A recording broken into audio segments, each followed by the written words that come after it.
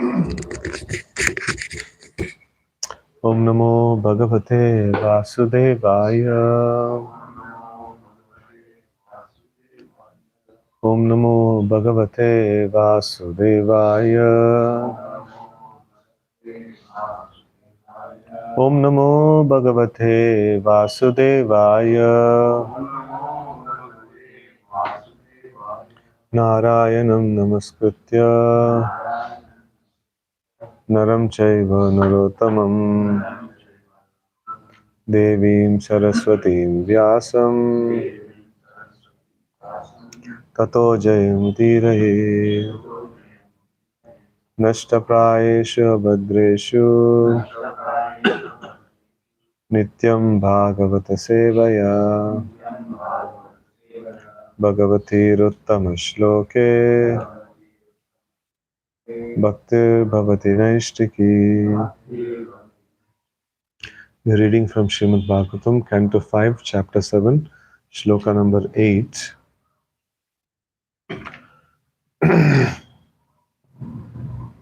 Evam Varshayuta Sahasra Paryanta Vasita Karma Nirvana Vasaro Adi Bhujamanam Swatanayebhyo Riktam Pitru Pitamaham Yata Dayam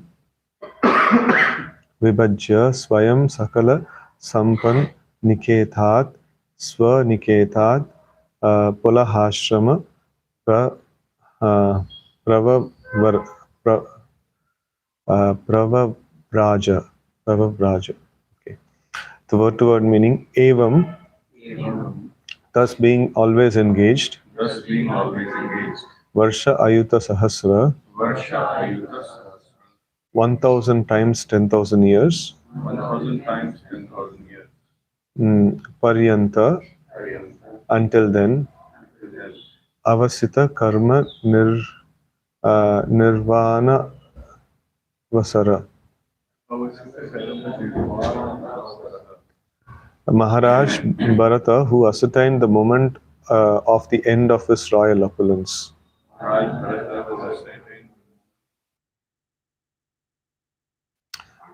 Abhyujyamanam, being enjoyed in this way for the duration. Swatanayebhyaha, unto his own sons. Riktam, the wealth. Pitrupitamaham, which he received from his father and forefathers. Yatadayam, according to the Dayabhak law of Manu. Vibhajya, dividing. Swayam, personally. Sakala Sampat, of all kinds of opulence. Niketat, the abode. Swaniketat, from his parental home. Pulahashramam,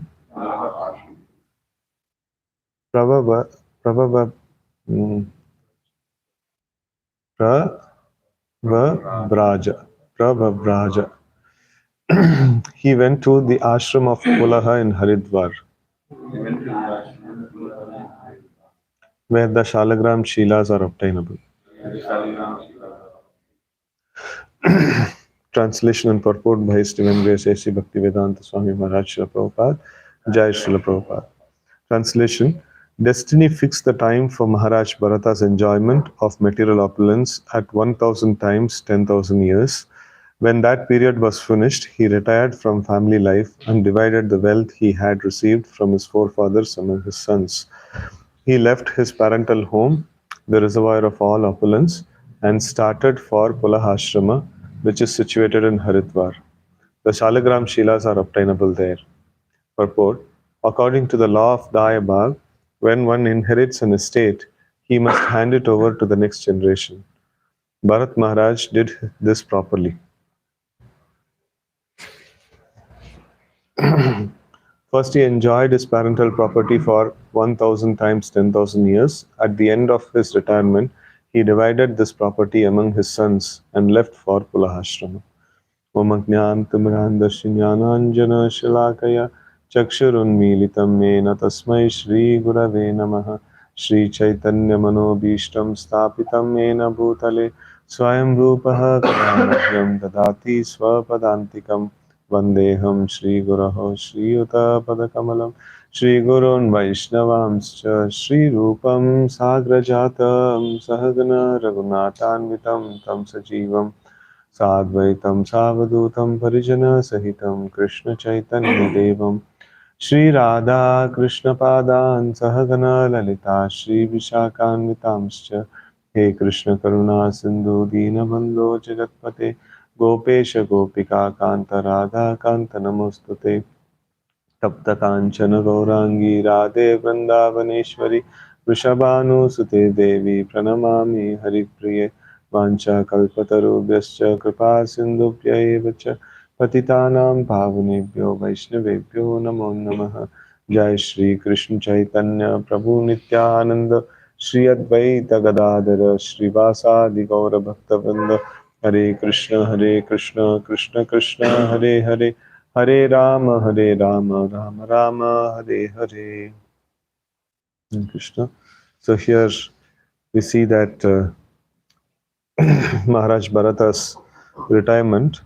So after a very very long time of period of enjoyment, he actually understands that his point of retirement has come, and then so he retires from the royal family life and divides his wealth amongst his um, no, yeah, amongst his sons, and then he leaves his parental home and he goes for the Pulahashrama. So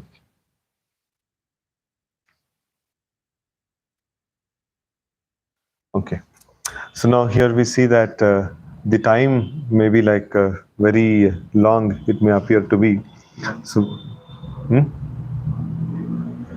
1000 times 10,000. 1 crore. Yeah. So much time he has got for enjoyment. So, but even then, like he was a nice devotee of the Lord. So here we see that there is this, which is that Muni's pastime where, like Lomash Muni, where he is in one kalpa, like one hair will fall, and then so he will live for the time till all the hairs in his body falls off. Charpu.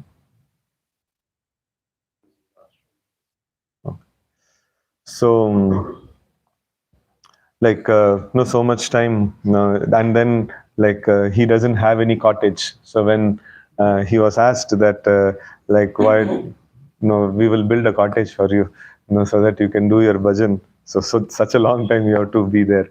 So then he tells that no, time is very short. No, I waste time in all these things, and no, let's do Krishna consciousness. So in fact, in the this one of our long answers yesterday. So in that it was that civic law. What is that question? So in that, it was completely like self-explanatory. No, it is nothing from the purport. It was there. So like it is about our opinion that was asked about. So then I was like trying to make that this one subheadings. So in that it was I wrote that. Anyway, bad news spreads like wildfire, and so then there is no need for us to spread it again. And then so the next point I wrote was like, then bad news also has to be communicated, right? Some way it has to be communicated. So there are so many volunteers to communicate the bad news, but there is not many volunteers are there to preach Krishna consciousness. So let's try to do that part. Wherever there is need of service is there, let's try to do something over there. So that's in that way we see that here there is very short time is there, and even if it is of so much long time that is mentioned. So once the time passes, it passes. No, it just doesn't. No, we will not be able to again turn back, and no, the time just passes. So it is all about know how much time is there in the past or how much time is there in the future. It doesn't matter. It's all about know how much time, know how quality, no present we have spent the time. So that's what matters.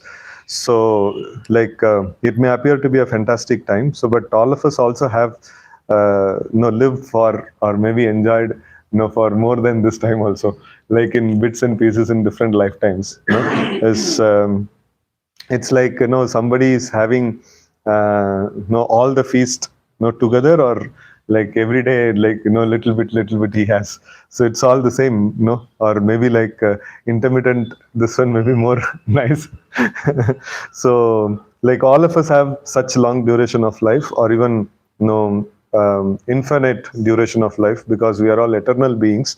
So sometimes when these numbers comes, so we get wow feeling, like such a huge lifetime.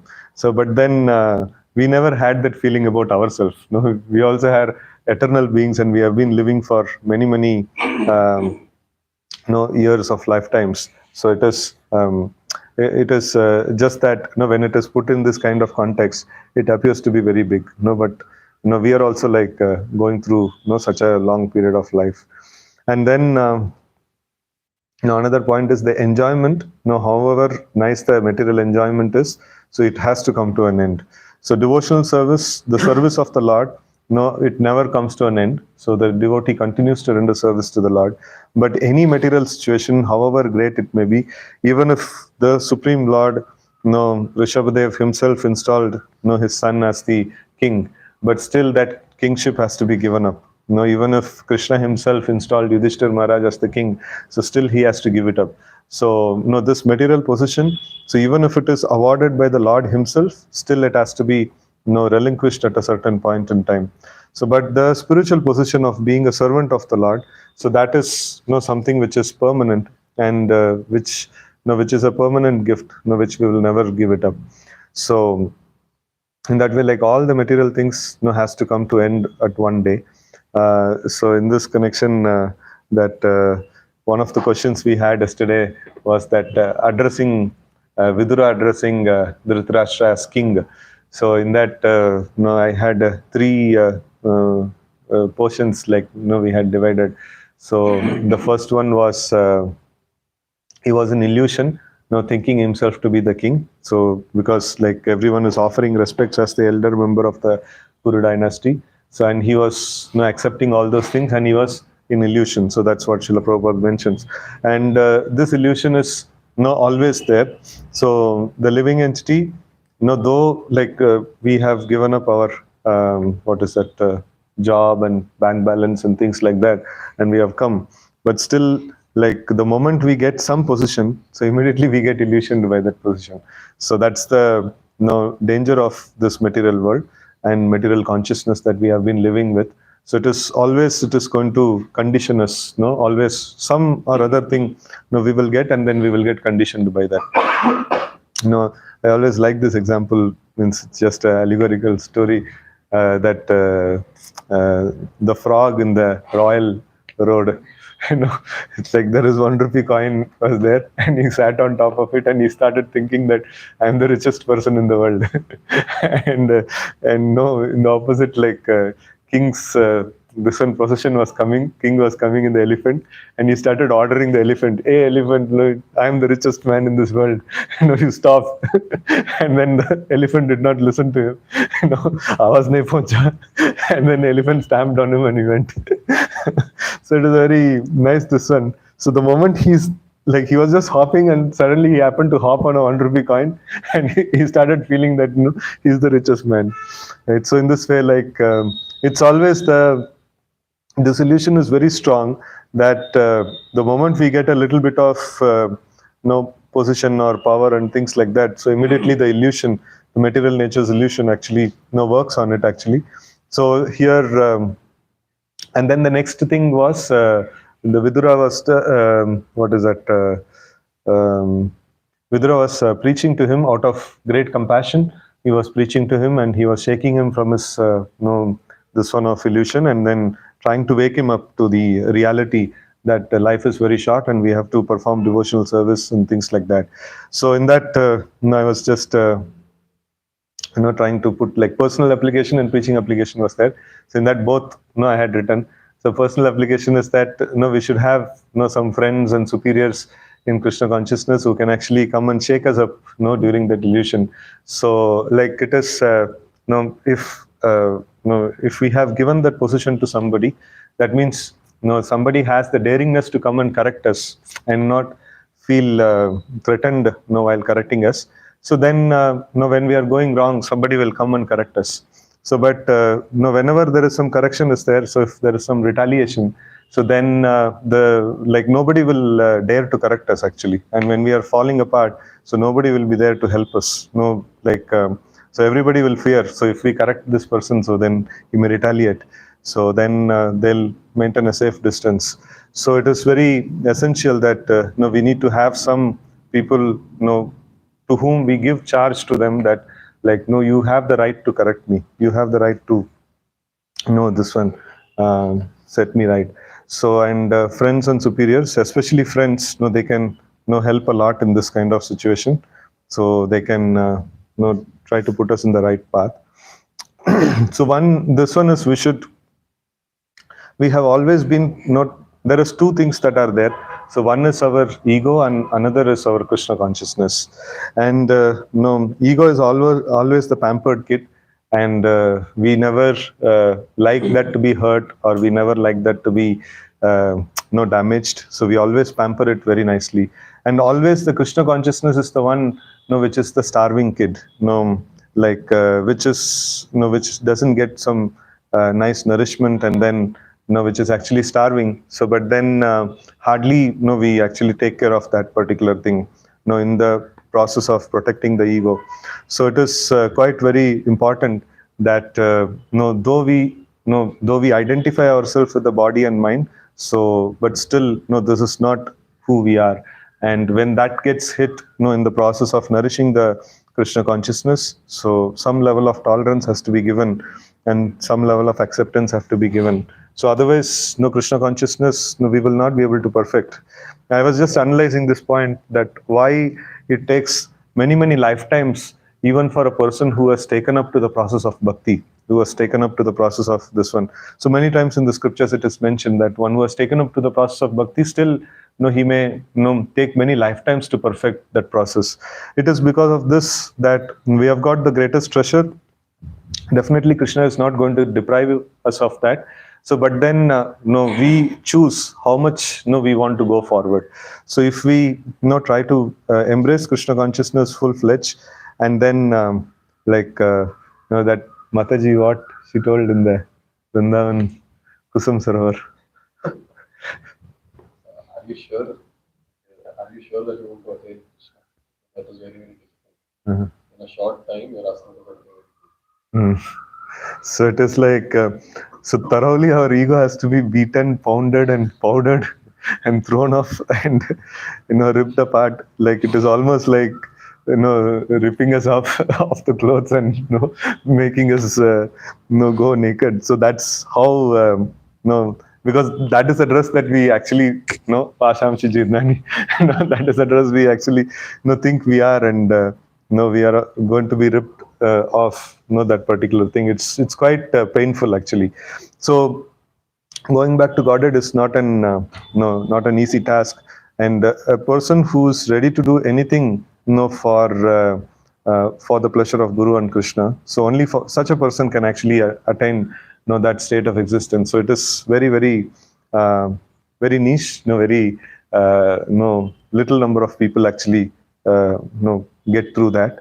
Especially in Kali Yuga, many souls are quite fortunate.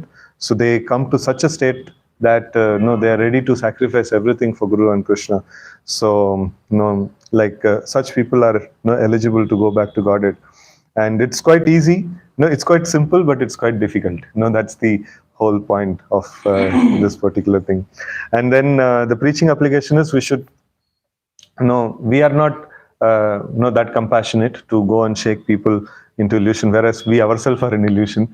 So we just become humble servants of Srila Prabhupada, who's very compassionate, who wants to deliver this this world. So we take the message and we try to communicate to people, and then sympathize with them. So Prabhupada can chastise because he is free from illusion and we are in illusion. So when we are in illusion, we go and say like, yeah, I am also in illusion, you are also illusion. Prabhupada is chastising. Let's take, you know. So like that, we can actually try to sympathize with people and then try to get them on the right track. So that is one aspect. And then the third one is, so nobody.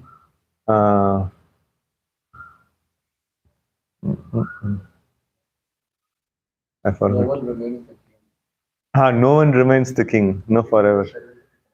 We are servant of eternal time, and no one remains the king. So, it's very difficult to maintain the position. Every position in this world is taken off. So there is another question. In another question, the similar kind of thing was there.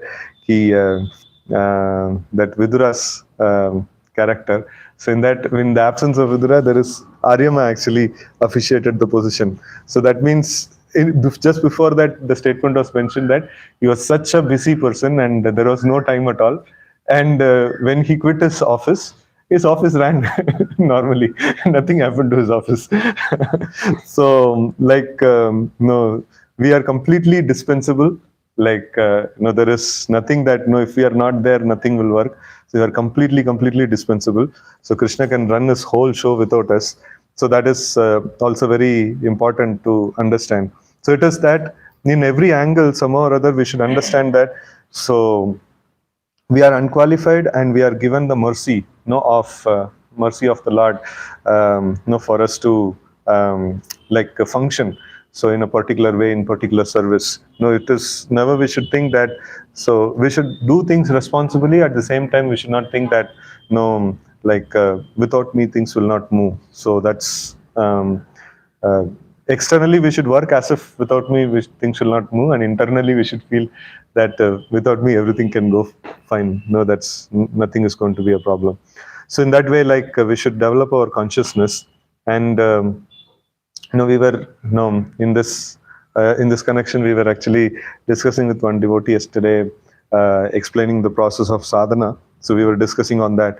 So what is sadhana? Sadhana is not just our 16 rounds, reading, hearing, and things like that, or attending the morning program and things like that. So this is the externals of the sadhana. So this sadhana, based on the internal mood, the very same the practices are not going to change. The practices are the same. So, but by applying the mood to that, so we will be able to get the maximum benefit. So one is that without any faith, if somebody applies to this, still he gets benefit, but very little benefit. And then somebody has faith in the process, so then he gets little more benefit. And then somebody with that faith, if they also feel that I'm completely unqualified. So, but it is Krishna's mercy, it's spiritual master's mercy, Srila Prabhupada's mercy that I've got this opportunity. So I don't deserve at all. But still, I've got this thing. So when this mood is cultivated, so then it is a little more benefit comes. So in this way, if we trace down the Sikshashtakam prayers, or even the many other wonderful prayers that are there. So when we actually put those mood into the place, so then the same sadhana practice, it actually makes a lot of difference. So one of the constant contemplations that I try to do is that always I feel a lot of pride. So this particular aspect is quite difficult for me to practice. So that's why I try to meditate upon that particular this one, that feeling that I'm unqualified to get whatever I'm getting. So but still it is the mercy of the Lord, the mercy of the devotees, that I've been engaged in the service. So, or I'm getting opportunity to hear the holy name. So even when Mangalarti happens, somebody is singing and all of us are listening. So in that time, we can think of so many things. Generally, mind goes so many places. So, but then the holy name is recited, and this has to be heard. So, it is quite for me at least, is quite distracting and quite difficult. But still, I try to pray to the Lord that now the holy name has been sung, so I should not hear of anything else apart from this. So so when we try to and also like why should I be given opportunity to stand and attend arti amongst the devotees where the holy name is chanted, and where the Lord's deity is there, and where the worship is going on. It's a it's a very, very exalted position it is, like to be amongst the devotees who are chanting the holy name of the Lord. So like why should I be given this opportunity? So it is it is simply your mercy, and otherwise there is no qualification to get this particular opportunity. So like in this way, like this meditation is very necessary. And the material nature constantly like opposes this thing, or makes this thing cold. This whole mood, it is always working on making this mood cold. So but whenever successfully, sometimes this mood is established, so immediately we can feel that the current of Krishna consciousness, somehow we will feel little better in the practice of Krishna consciousness. So it is very much important that the resistance that is there in the material nature, so that has to be reduced. And then like we have to practice this amanina manadena kirtanaya sadahari. So if we don't do that particular aspect, so then we will not be able to practice the process of chanting for in a very deeper way actually.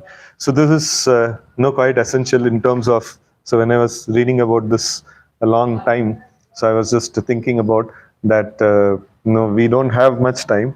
And we have especially like we Kaliyuga beings, I don't know like how much time we will stay on. And like from the day one at least, it's in another 2 years it will be 20 years in practice of Krishna consciousness, and the same practice we are trying. But the depressing thing is still we are not able to hit the right chord, and continuously. So it's very simple, like almost within few months in Krishna consciousness, like we were introduced to the Sikshashtakam prayers. So but still that practice is quite difficult, not expecting honor for oneself, and giving honor for others. So it is still not like able to practice that in a proper way. So it is quite this one. So but then the hope is that Krishna is there, and the spiritual master is there. They are very merciful. So it's only that strong desire is not there, that I want to become humble. That's the that strong desire is missing. So if the desire is there, so they are there ready to bless. Always they are ready to give tatastu. Like and they are very eager also. Like when will this person develop some spiritual qualities? And if the moment we have intense desire, I want to become humble, I want to offer all respects to others, and I want to see the bad qualities in me, and so criticize oneself and glorify others. So it is something very crux. And this is why even Bhagavad Gita, it is mentioned that Raja Vidya Raja Guhyam. It is secret. It's a big secret. So like it is recited in the public space as this one Kurukshetra battlefield where everybody was there. The password is this. The password is, so one should be able to criticize oneself and appreciate others. So if this reverses, then we'll be in the material consciousness. So we'll know there is no fault that I can think of about myself, and I can think of all the faults of people around. So then that means like I'm safely parked in the material nature. So I'm far away from the spiritual existence. And so when this reverses, amanina manadena actually comes. So that is when actually we enter into the real spiritual realm of blissful state of existence. So otherwise we will see that so many people, people who may be coming later than us, they may be able to practice this, and they'll be going and they'll be showing Tata, and like, hame bhi leke jao. So but then it is it is difficult that this somehow or other we should put faith in the statement of Sri Chaitanya Mahaprabhu, this third stanza of Sikshashtakam, and also in the second stanza of Sikshashtakam we should avoid offenses. And third stanza of Sikshashtakam, it teaches us the principle of humility.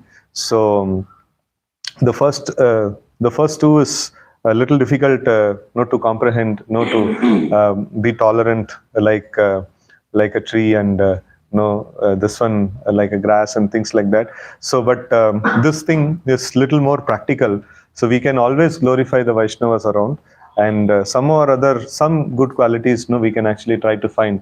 So everybody are attending morning program, everybody are trying to chant the holy name, and everybody are trying to do some devotional practices.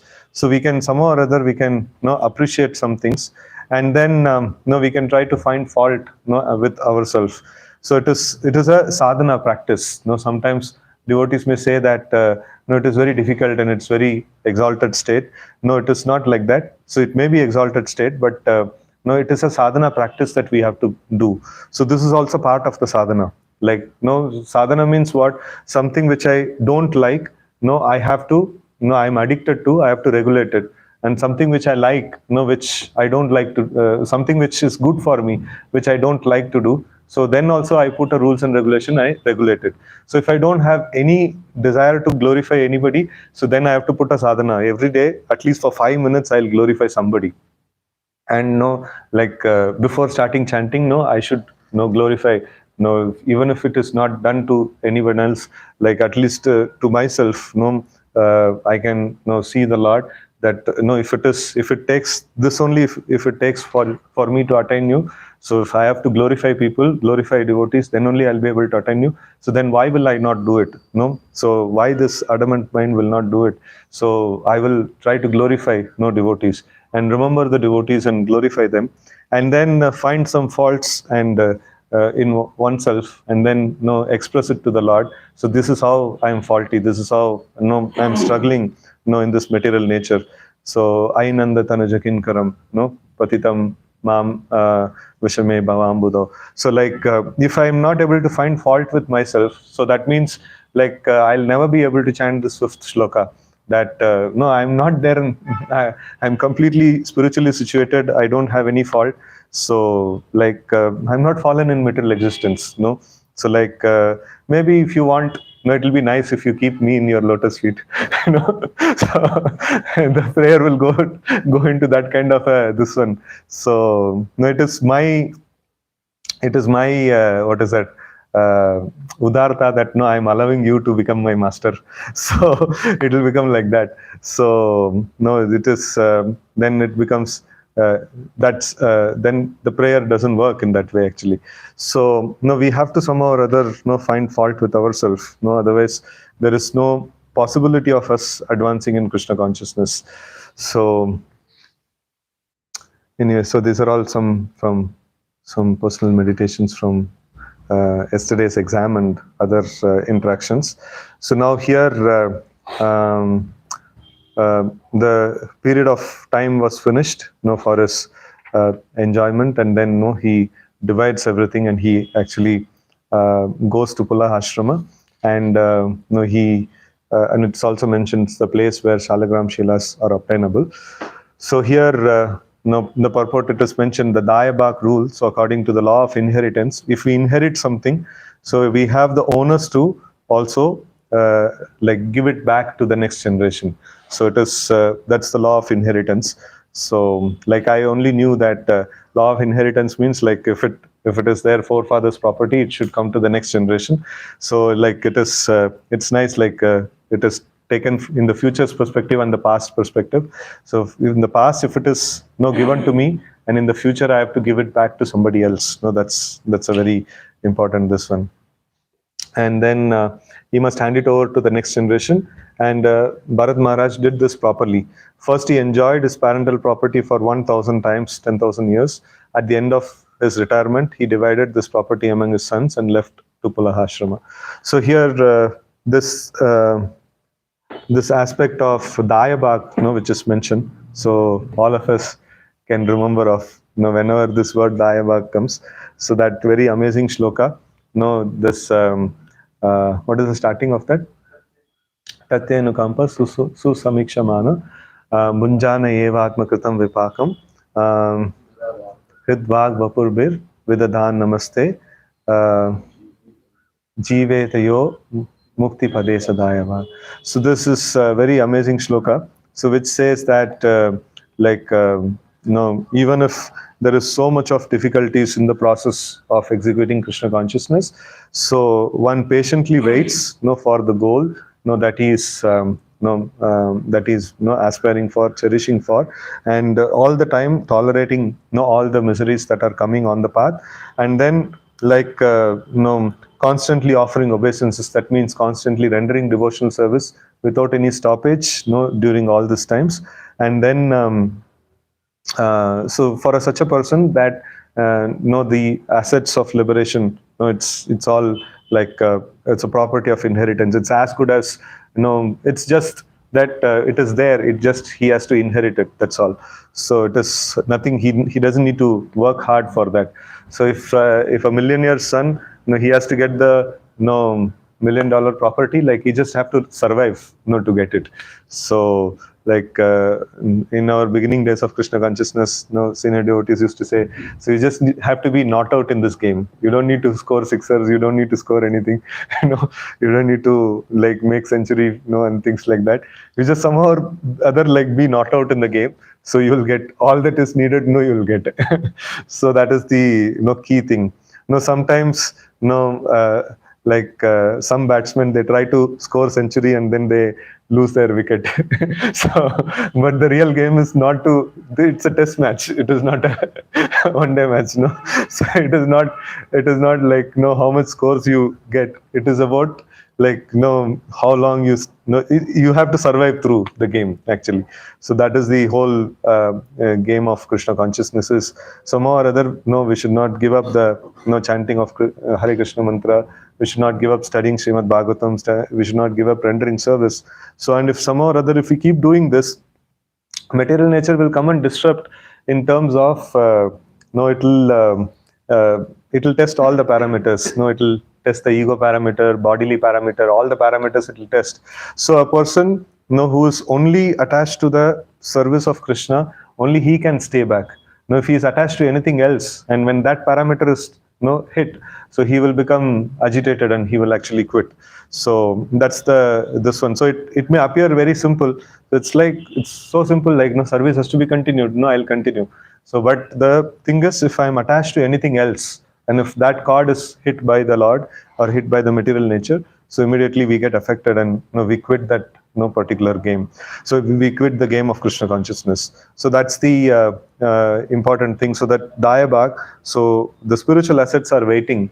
Krishna is our father and we are his beloved son. So how will we not get the property of Krishna? So obviously we will get the property of Krishna. Only that we have to survive in Krishna consciousness. That's the only thing. And surviving in Krishna consciousness means like we have a lot of anarthas and a lot of misgivings that are there, and cleansing process is going to be painful. So we cannot have a very cool cleansing process. And this is also like one of the things which I was meditating, that why a leader should be little soothing. So sometimes the leader has to be like strong. So but then most of the times he has to be soothing, because from yesterday's this one, the civic law answer. So anyways, the Krishna's treatment is going to be very painful. Why I should add more pain to the treatment? Anyways, Krishna is going to take the living entity through a painful treatment. So let me like not aggravate that that pain. So let me at least be little good to the subordinates and things like that. So in that way, like I was just trying to meditate upon in that particular this one. So yeah, so in the whole process of purification, it is going to be like really very painful process, because why there are so much of troubles that are going to come in the path. It is not Krishna is sadistic. He just simply wants to put us in the trouble and want to see, like, and laugh at us, saying that they go, kitna, this one difficulties, he is going through. So Krishna is not a sadist. Krishna is a very merciful father. So it is like our anarthas are getting removed, and it is like the when we put a plaster, no? So when we get injury and we put a plaster, and when we go for dressing, I don't know how many of you had this experience. So when you go for dressing, the nurse will mercilessly she'll remove that this one, the dressing, and the this one when we had, I had so many times I had fallen from the bike. Finally, my father had to snatch away my bike from me.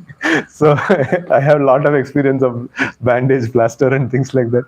So like they will remove it and they will laugh at us, and it is so. I lost so much of anger, like you're removing and you're laughing at me. you know. So and blood will come and it will be so painful. And they'll say, no, don't worry, don't worry. And again they'll put that medicine and it will be burning, and so it is so painful a treatment. It is not that they are sadistic; they want to do this thing to us. No, but no, but anyways, like when somebody is in pain, other people laugh. No, that is so. But willfully, they did not do that. No, it is a treatment that has to be done. So, like. Krishna does not want us to be in difficulty, but because we are attached to so many material things, and every time Krishna plucks out a material thing, it's going to be very, very painful, right? So, and and during that time, who is going to be a survivor in the practice of Krishna consciousness? When these anarthas are plucked out, so he says, yeah, it is painful, but then no, I will never give up Krishna consciousness. I'll never give up devotional service, and no, I will somehow or other, tolerate this whole thing, because now I'm aiming at the greatest treasure of Krishna consciousness. So that I want, and for that, no, I'll tolerate this and I'll continue to render devotional service. And for such a person, like, all the assets of Krishna consciousness is, it is his property. It's just waiting for him to inherit, right? So these are some of the things which I could think of in this purport. Any questions, comments? Can take. Your question was asked me. So when it comes to the aspect of karma, Krishna takes charge. Mm-hmm. So when spiritual master, when initiation happens, spiritual master takes away all the sins. Mm-hmm. So how both of these things? Yeah. So one is the spiritual master clears the ground and he gives it to us, and then we further also we commit this ones, and also here especially if we see a devotee of such a nature, like who is able to tolerate his tolerates the onslaughts of material nature, and then still continuing devotional service. So with such great determination, if somebody is having, so then obviously he will not have karma. No, that is not there. So it is in the I think we discussed this thing also. In the Acharya's commentaries also it is there that it is Krishna personally takes charge, and he is actually cleansing the last vestiges of the attachment to the material nature. So the karma can be removed. No, that's easy. So if karma can be removed, so if that is the only thing that is needed for us to go back to Godhead, then initiation will be the final destination. Reactions that is there. So the tendencies are still there, and that the living entity has to take a personal call that I want to give up this tendency. And after he takes a personal call and still practices this one Krishna consciousness seriously, and when the operation is happening, it's just like our Adbhut Poo, like he took a call that I have to remove the cyst. So after he took a call, he has to go through a painful experience. The removal of cyst is like quite a painful experience. In the same way, like we take a call that I have to remove my anarthas, and the process of removing the anartha is like this operation only. So it is such a painful this one, and like Krishna is the surgeon, and like all the devotees are the attenders. They're coming and telling Prabhuji, like, tolerate karo. And with anesthesia also, like he gives, so all the precautions are taken. So yeah, so this is the thing that is going on. So it is much beyond the the reactions due to karma. So it is much beyond that. It is due to our attachment to this material world. So that's why my counselor is to tell that he like, no, better you yourself give it up. If Krishna has to remove it, it will be very painful. so so he used to tell like that. No, some aspects like so, and it's quite this one. It's because Krishna has to operate upon that. So it is our attachment to this material things, no, or attachment to, yeah, attachment to the material things, attachment to the body, and attachment to the anarthas. No, that's what it takes. The painful experience of cleansing, and Krishna gives pain, no, to a devotee for this reason. So what is the exact pain? So Krishna actually tries to remove it off, and then he gives an experience, no, to us, like without that particular this one. So that whole process of removal is the painful situation. Actually speaking, if we don't have that attachment, no, the whole experience will be blissful only. So it is painful only because we have attachment to it. Otherwise we will not have any pain over there. So it is not the misery is imposed by Krishna is imposed by a very merciful father, and no, it cannot be on the otherwise. Like no, I don't have karma also, and I don't have no any bad intentions also. So then why I have been put into difficulties? So apart from this, there is only other reason is if I don't have karma and I don't have any material attachment also, so still I am going through misery. That means I am an eternal associate chosen for the pastimes of the Lord. So that is no, only for the sake of the Leela. So that is definitely not there. So then it will be like something else only. Either I have karma or I have no, Krishna is mercifully working on me. No, so like that. So these are some of the thoughts on that.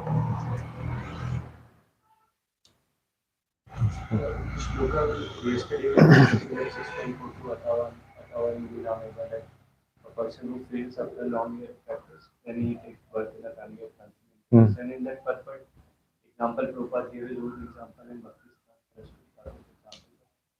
Is that correct according to, because we understand that this is the come by their